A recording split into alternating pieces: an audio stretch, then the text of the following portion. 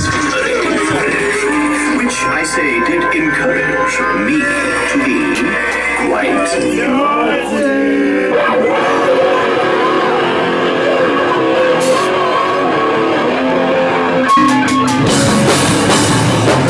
Can each and every one of you introduce yourselves?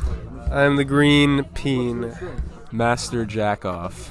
Daltonatrix McGee. Hugh G. Nuts. Alright, cool. So I want to ask you, how do y'all come up with your name? So we actually didn't come up with our name. Master Jackoff stole it from another person. Jack, do you want to talk about it? Yeah, it's a valued bandmate of mine. His name is Adam Horsecock, and he came up with the band name in this giant list of sick grindcore band names. I won't say because I don't want anyone else to steal more of his shit, but they're brilliant. Every last one is as good as Cumshot Wound, but that was my favorite, so we stole it. What was the process like of creating this album that y'all just dropped? We didn't really know what genre to put ourselves in, so we came up with Cumcore, and that's how the band name or the album name came up. Yeah, I mean Jack and Dalton originated this, and it was like a kind of hypothetical project for a year or so before it was really realized. But all those songs, I think, were the combination of Dalton's ramblings and Jack's hardcore vision. Yeah, I'll shed some more light on that. Every song on the EP, no, that was poetic as fuck. I was just gonna explain it to a bit more to a T. Dalton wrote all the lyrics, and I would see the lyrics, and they're all like very rhymey. Even though they're hard to hear on the recordings, they're all like just beautiful couplets, beautiful iambic pentameter shit. It just happens to be dick jokes. And I would write the riffs based all around the words. And I've never really written songs like that before ever. It's always been music first, then lyrics. So it was a nice way to flip it on its head. And they're always a straight shot. She'd write like 4 paragraphs, and I would just write the whole song through that. And that's why they're all like a minute long or less. But yeah, there's no fat. It's all lean. It's all meat. Nice. Okay, but the next question is, how do y'all form this band? Like, how did y'all get choose? So Jack had told me the band name, and I decided that I was gonna be the vocalist of this project. And we had a different lineup about a year ago, but it all kind of fell through except for Jack and I. And so we kept on cooking. And one day we went to have a writing session just on our own, drink a few beers, and write some music or whatever, and the Green Peen called, and I answered saying some Cumshot Wound lyrics, and the Green Peen was like, well, do you guys have a bass player? And we said no, and he was like, I'll play bass. And then the Green Peen asked, do you guys have a drummer? And we said no, and he said, well, I'll have Huge Nuts be the drummer. And we had to practice, and we recorded the Cheesecock first single, and it dropped, and now we're here. Nice. So remember the song name? I remember one specific song. Y'all did like a text-to-speech voice from the song. What made you have to choose that? This man here. Oh yeah. I just made a MIDI version of our album. And just decided to make a little like house remix type thing. Had the lyrics like auto-generated by DistroKid. And just fed that into like a TikTok text-to-speech voice. It corrupted the lyrics in a hilarious way. My other question was, I know for another song y'all sampled Courage the Cowardly Dog. How did that happen? Jack and I got drunk one night and we're watching Courage the Cowardly Dog, and we watched the Freaky Fred episode, and I really love Freaky Fred because I'm a freak myself. Alone was I with tender courage, and all his fur, his furry footage, which I say did encourage me to be quite naughty. And so I really resonate with him. And so we just decided to, sample that part of the song for Glory Glory Holes, and I feel like it's really fitting because Cumshot Wound makes me want to get naughty. Alright. Y'all describe like underground music. How would you define it? You want to go to that one? Sure, yeah. Well, so I think, there's a distinction to be made between what was underground or what people think is underground as a sound, and like what's actually underground, you know, because like you can think of something as underground, but they're selling out venues, and then at some point they got sponsors and brand deals and whatnot. So it might be an underground sound, but they're not really underground. To me, you know, when it's not about the money, when it's about the community, it's about, you know, creating something new and not giving a fuck about the money, then, you know, that's really when it feels like underground to me. You know? I like the answer a lot, dude. That was really nice. That was really well put. Another question is, what's it like for like the Nashville local scene? Like, what are like the benefits and like what are like the cool things about specifically Nashville's local scene? Well, I think it's really cool that the Green Peen runs this venue. I think that's super cool. I met Garrett like 2 years ago at the first Gunk show, and it was like crazy now that, you know, he's in the band and everything. You know, it's just like it's a lot of community, you know, and it's really nice because everybody's, you know, it's nice, I guess, most of the time. I don't know. Yeah, I think, well, in some ways, the Nashville scene that we know is the Murfreesboro scene. You know, they're the ones that are coming out to the punk shows. So the even here right now, we're playing at Gunk House, and probably half these kids, if not more, are from Murfreesboro. Because, like, I think the Nashville scene for our music is really smaller. I mean, for crusty, grindy stuff, and, you know, it's a different thing. Everybody in Nashville is, you know, usually a musician, and then they've got their own shows to do. There's other shows to go to, and, you know, in other places you can, like right outside, there's more potential for like people that actually give a shit about, you know, bands that aren't their band in some ways. But, you know, Nashville's still cool. Like, there's still so much shit going on any night. Is like if someone who wants to get someone who's like new to the underground like scene or local scene, what's a great way to support artists in the scene? Just, you know, coming to shows is the best support, because I can't tell you how much energy it brings me when I'm doing a set and there's people just like moshing and having fun, and I see like smiles on people's faces. That's all it means. Like, you know, if you can buy merch, pay cover, whatever, but that doesn't really matter as long as you just show up and, you know, care about the shit. That means more than anything else could.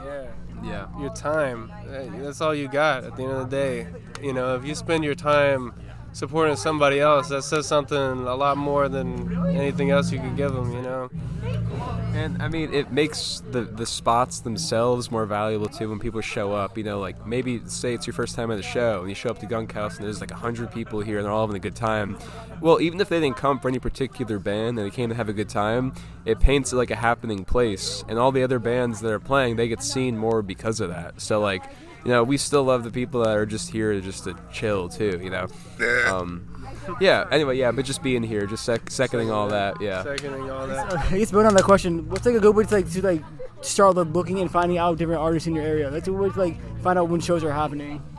Just reach out, honestly, because the worst thing you can do is ask.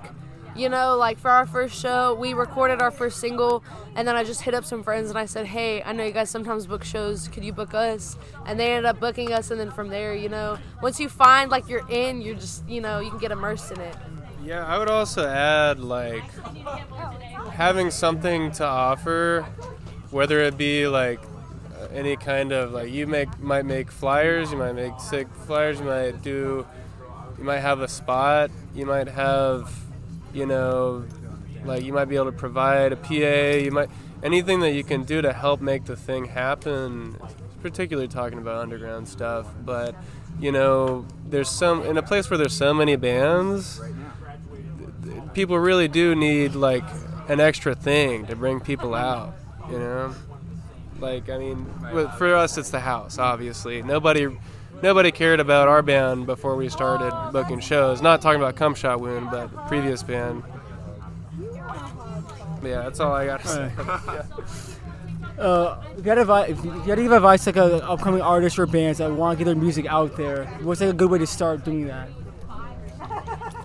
I mean, it's to get involved in a scene. Yeah, it's kind of what we're doing right now. You know, it's being part of the community and not just showing up just to play your music and leave, or play your music and get it disseminated. You know. yeah, you got to be a face that people know. It's the biggest thing that's helped me and all my bands, but especially in Cumshot Wound. Like, we're all people who are existed in the scene beforehand. Right. Nice. Another thing I saw is that for your recent on your YouTube channel, you recently uploaded a music video of like a drawing thing. How do you come up with that one? So I really like to draw, and I had drawn a picture of myself, and Jack had asked if I could send him the picture because he was practicing with animating, and I sent him the picture, and he started animating me smoking a cigarette. That was the first thing he animated, and throughout that he was like, "Hey, can you draw everyone in the band? I'm gonna try to make a music video." So I drew everyone in the band. I drew a drum kit. I drew fucking guitars and a bass. I don't even know how the fuck to draw that shit, but I did, and he animated it all, and it turned out better than I could have expected, you know, because I just doodle. I don't really like draw for real. So seeing my art come to life was like insane, especially for something I care so much about, like, you know, Cumshot Wound, you know. Is it Adobe or like what did you use? Yeah, it's the most just blunt force method to animate something. Basically, yeah, Dalton really just sent me about 4 pictures of each band member, and then the instruments separate, which helped. And then the text too, Dalton also drew, because I wanted to have that like real aesthetic. And the cheesecocks. There was a ton of cheesecocks. I only used 2 of them. But anyway, so for the band members, I separated them into different layers in Photoshop, used the puppet warp tool in Photoshop to like manipulate them slowly, and then basically exported it frame by frame from Photoshop to go into Premiere so I could edit them together as individual frames in Premiere. And I did a lot of, as you can tell in the video, a lot of like Adobe Premiere effects and keyframe shit, and yeah, all that really made it look crazy, you know. But yeah, I think DIY is fuck. I really like that. Yeah, a lot of time went into it. And the first one I want to say is like, if like, what are some like local like Murfreesboro musicians that you would like to like give more noise to, and give more recognition to? Well, they already have a bunch of noise, but Toxic Culture really inspired me. I never really did vocals about a year ago, and they would let me mic grab for a bunch of their sets, and that gave me a lot of confidence, and that helped me build up practice and stuff. So Toxic Culture, for sure, they've been a really big influence. Everybody in that band is fucking awesome, and I love them all. I can't shout them out enough. I would say Black Market Kidney Surgeon is like one of the goats of the Murfreesboro scene, and everywhere they play, they'll bring the scene with them, like more than we could possibly expect to, I think. And yeah, I would say stylistically, they're what I've drawn my guitar riffs from the most. I would say if there was a local band, yeah, they're sick. Very nice. Another question I had is what is like the part of the underground that you love the most? Like, what about this community makes you like want to keep coming back here and keep making music? Just how much love everyone shows. We'll play the same set for the same people a bunch of times, and every time they show up and show out and act like they've never heard this shit before, and like it's the most groundbreaking shit ever, and it means a lot to have people that like I care so deeply about, who I knew before I was even doing music, like show out for me. It just means a lot because it just I feel the love every time I get up there and do crazy shit that's on my mind that like people don't expect. People are like, "Oh my gosh, Dalton, you're doing so good," and it just means a lot to see people care about the stuff that I care about. You know what I mean? Stuff that we've worked really hard for. And I'm really grateful for everyone in the band for helping my vision come to life. You know, I don't know. It's really awesome. So I'm just really grateful for the people, man. Yeah, I would say to people in the scene, it's not really a numbers game, you know.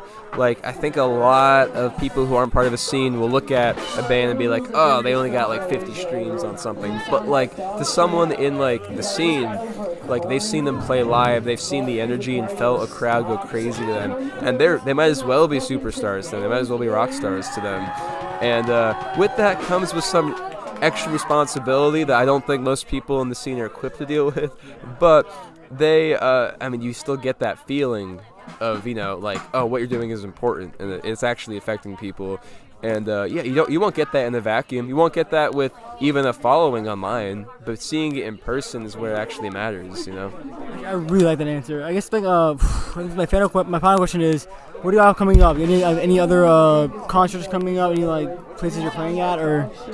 Shows booked for the rest of the year, and we're playing some shows in Richmond. Where we had some shows in Asheville.